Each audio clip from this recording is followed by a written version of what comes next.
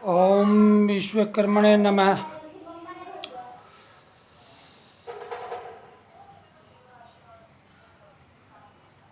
मनोभव प्रसारण में आपका स्वागत है।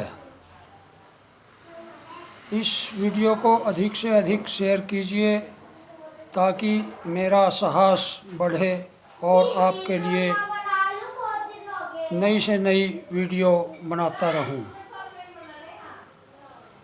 मैंने पिछले वीडियो में हनुमान के नाम पर चर्चा की थी, हनुमान कौन है, लेकिन आज मैं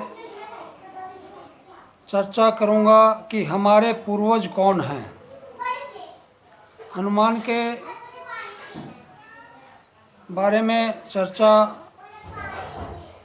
पर आपने जो सोचा है या कमेंट किया है वह कृपया मेरे चैनल को सब्सक्राइब करें और आगे से आगे बढ़ाएं। बताया जाता है कि हमारे को पढ़ाया भी जाता है, दो विश्व युद्ध हुए हैं, एक 1919 में और दूसरा विश्व युद्ध 1939 में, और तीसरा विश्व युद्ध अब होने वाला है। ये विश्व युद्ध क्यों हुए? ये विश्व युद्ध राजनीतिक आर्थिक आधार पर दादागिरी कुछ देशों ने मिलकर करी। उन्होंने समूह बनाया और विश्व युद्ध किया। आज भी यूएनओ के माध्यम से वह दादागिरी जारी है, इसलिए यह विश्व युद्ध नहीं हुए। जबकि हमारे इतिहास में 3 विश्व युद्ध हुए हैं। जो विश्व युद्ध हुए हैं वह धर्म और विधर्म के बीच में, अर्थात धर्म और अधर्म के बीच में हुए हैं। जैसे कि गीता में भी कृष्ण जी ने कहा है, यदा यदा ही धर्मस्य ग्लानिर्भवति भारत अभ्युत्थानम धर्मस्य तदात्मानं सृजनम्। अर्थात यहाँ पर जब धर्म की हानि होती है, पाप बढ़ जाता है, तो कोई न कोई किसी न किसी रूप में आकर के इस पाप का विनाश करने के लिए युद्ध के माध्यम से धर्म की स्थापना करता है। इसलिए हमारे इतिहास में पहला जो विश्व युद्ध हुआ है वो देवासुर संग्राम के नाम से जाना जाता है। यहाँ पर देवता और असुरों के बीच में युद्ध हुआ था। जब पृथ्वी पर पाप बढ़ गया था, अत्याचार बढ़ गया था, व्यभिचार और अन्याय, हिंसा बढ़ गई थी, तब देवताओं ने इंद्र के नेतृत्व में, जिसका कुल पुरोहित बृहस्पति था, बृहस्पति के नेतृत्व में इंद्र ने जो राक्षसों के विरुद्ध, असुरों के विरुद्ध युद्ध लड़ा, उसमें देवता की जीत हुई थी। यह पहला विश्व युद्ध था। दूसरा विश्व युद्ध भी धर्म पर आधारित था। वह रामायण काल में हुआ। वह युद्ध वानर और राक्षसों के बीच में हुआ, जिसका नेतृत्व राक्षसों की तरफ से रावण ने और वानरों की तरफ से सुग्रीव ने किया। इस विश्व युद्ध को बताया जाता है राम और रावण के बीच में युद्ध हुआ। राम का भी इस युद्ध में बहुत महत्व था, इसलिए राम भी इसमें एक बहुत बड़ी कड़ी थी। यह विश्व युद्ध दरअसल में राक्षसों और वानरों के बीच में हुआ था। सुग्रीव सेनापति वानरों का था और राक्षसों का रावण था।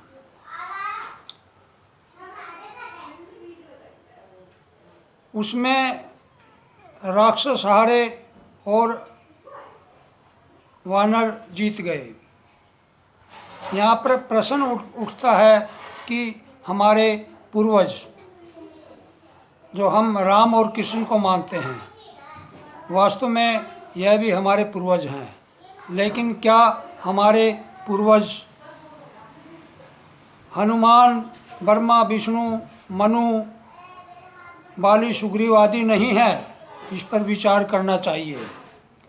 जिस दिन हम सत्य को धारण करें और असत्य को छोड़कर एक मत हो जाएंगे और अपने आप को मानव कहलाएंगे और हम मनु के पूर्वज कहलाएंगे, तो ये पृथ्वी शांति में हो जाएगी, धर्म की स्थापना हो जाएगी और हम विश्व विजेता हो जाएंगे। इसलिए हमें मनुर्भव, यह वेद का और मनुस्मृति का मंत्र है, मानव बनो। यदि हम सारे मानव बन जाएं, अपने अपने मतों को छोड़ करके एक सत्य मत, जिसका पवित्र ग्रंथ वेद है, और शास्त्र और शास्त्रों की को मान करके हम उस सृष्टिकर्ता की स्तुति और प्रार्थना करेंगे, तो हम अपने पूर्वजों को आदर्श पर चलेंगे। जैसे कि राम ने विपत स्थितियों में वानरों को, देवताओं को, सबको एकत्रित करके राक्षसों के अर्थात अधर्म के विरुद्ध लड़ाई करी। उसमें राम का बहुत बड़ा महत्व था। इसलिए कृष्ण ने भी इसी प्रकार महाभारत में पांचालों को इकट्ठा करके कौरवों के विरुद्ध, अधर्म के विरुद्ध लड़ाई का नेतृत्व किया था। वह भी हमारे पूर्वज हैं और हम अपने पूर्वजों को राम, कृष्ण, परशुराम, बाली, सुग्रीव, हनुमान आदि को भी हम अपना पूर्वज मानते हैं। हम उनको किसी भी रूप में बंदरों की श्रेणी में, पशुओं की श्रेणी में नहीं रख सकते। इसलिए वह वानर लोग ऋषि लोग थे, हम उनकी संतान हैं। वह आदि पुरुष थे और आदि पुरुष वनों में रहते थे, इसलिए उनको वानर भी कहते थे। वनों में आदि पुरुष, आदिवासी ही रहते हैं, जो हमारे पूर्वज हैं। हमें उनको एक मत होकर के मानना चाहिए, अर्थात सत्य की ओर लौटना चाहिए। वेद हमारे सत्य के ईश्वरीय ग्रंथ है। इसलिए स्वामी दयानंद जी का नारा था, वेदों की ओर लौटो। यहाँ पर वेद का मतलब है सत्य। सत्य की ओर लौटेंगे, हम सत्य को ग्रहण करेंगे, असत्य को छोड़ेंगे, धर्म को ग्रहण करेंगे, अधर्म को छोड़ेंगे, तो हमारा कल्याण तो होगा ही होगा, प्राणी मात्र का भी कल्याण होगा, इस पूरे ब्रह्मांड का कल्याण होगा। यदि हम शांति से रहना चाहते हैं और समृद्ध बनना चाहते हैं, तो हमने वेदों की शिक्षा जो ऋषियों द्वारा ईश्वर ने हमारे को दी है, हमारे हृदय में अर्थात मस्तिष्क में जो डाली है, हमें उसका अनुसरण करना चाहिए। हम तभी स्वर्ग पा सकते हैं। यहाँ स्वर्ग का अर्थ है आनंद। आनंद यहीं पर है। हम मुक्ति तभी मिल सकती है जब हमें वेदों का ज्ञान होगा और उस ज्ञान का अनुसरण करेंगे, उस पर अनुसंधान करके उन पर चलेंगे, तभी हम स्वर्ग में जा सकते हैं। इसलिए मैं अपने शब्दों को यहीं पर विराम देता हूँ। ओम शम।